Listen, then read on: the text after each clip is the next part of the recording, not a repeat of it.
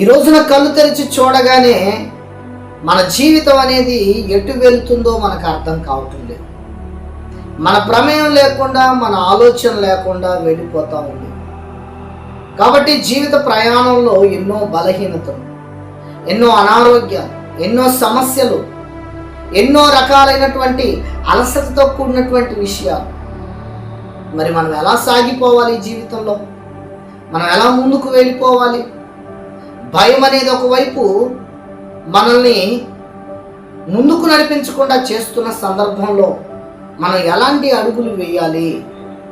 ఏ విధంగా మనం నడుచుకుంటే మన జీవితాన్ని ముందుకు సాగించుకొని వెళ్ళగలుగుతాం అనే సంగతిని గురించి మనం ఆలోచన చేయగలిగితే ప్రియులారా, సమస్యలు అనేవి కుటుంబంలో కలుగుతూ, జీవితంలో కలుగుతూ ఉన్నప్పుడు దేవుడు తెలియచేస్తున్న ఒక సంగతి, సామెతల గ్రంథం 3వ అధ్యాయము 5 నుంచి 6 వచనాలు మనం గమనిస్తే, నీ పూర్ణ హృదయముతో నీ అధికారం అంతటిని దేవుని చేతిలో అప్పగించు అని చెబుతూ ఉన్నాడు.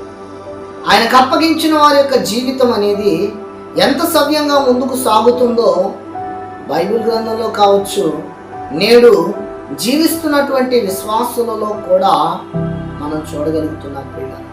కాబట్టి మనము వింటున్నటువంటి మాటలు మనల్ని గుర్తింపు లేనటువంటి వ్యక్తులుగా చేసేవి కాదు, కానీ తప్పనిసరిగా మనలో ఉన్న భయాన్ని పోగొట్టి మనమేంటి అనే సంగతిని సమాజానికి చూపిస్తాయనే సంగతి మనం గుర్తుపెట్టుకోవాలి.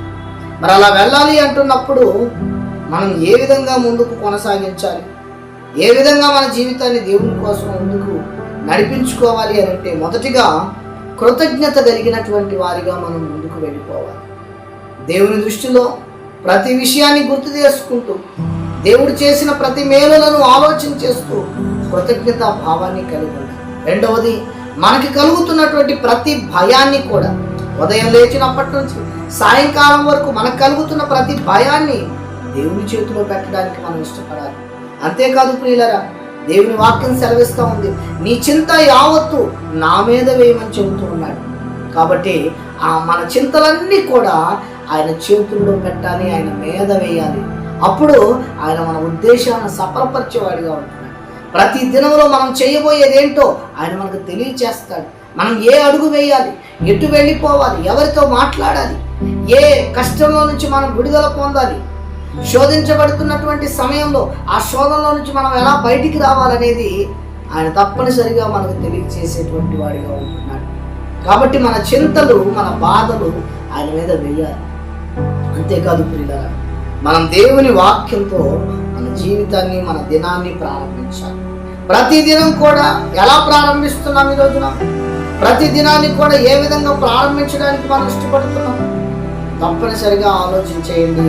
ఈ దినము దేవునితో ఆరంభించబడితే, నువ్వు ఉదయాన్నే లేచి దేవునితో నీ దినాన్ని ఆరంభించగలిగితే, ప్రార్థన కావచ్చు, వాక్యం చదువుకోవడం కావచ్చు, ఇలాంటివి చేస్తూ నువ్వు ఉదయం నుంచే నీ జీవితాన్ని ప్రభు చేతుల్లో పెట్టగలిగితే, ఆయన తప్పనిసరిగా నీకు ఒక పరిష్కారం చూపిస్తాడు. ఆయన తప్పనిసరిగా నీ ఆలోచనలు మారుస్తాడు. ఆయన తప్పనిసరిగా నీ ఎదుట ఉన్నటువంటి కఠినమైనటువంటి సమస్యల నుంచి నువ్వు ఎలా విడుదల పొందుకోవాలనే సంగతిని నీకు నేర్పిస్తాడు, నీకు తెలియచేస్తాడు. కాబట్టి ఈ వింటున్నటువంటి మాటల ద్వారా నువ్వు ఇక మీదట సాగాల్సిన జీవితం ఎలాంటిదంటే, భయముతో కాక విశ్వాసంతో ముందుకు వెళ్ళడానికి ప్రయత్నించండి. భయాందోళనతో జీవితాన్ని ముందుకు సాగించుకోవద్దండి. విశ్వాస జీవితంతో, దేవుని మీద పూర్తి నమ్మకాలతో, ఆయన మీద వేసినటువంటి ఆ నమ్మకాలు సవ్యంగా నా జీవితంలో ఫలిస్తున్నాయన్నటువంటి ఆలోచనతో మీరు ముందుకు వెళ్ళగలిగితే తప్పనిసరిగా దేవుడు ధైర్యాన్ని ఇస్తాడు. మీ పనులకి, మీ యొక్క ఆలోచనలకి ఫలితాన్ని చూపించేటువంటి వాడిగా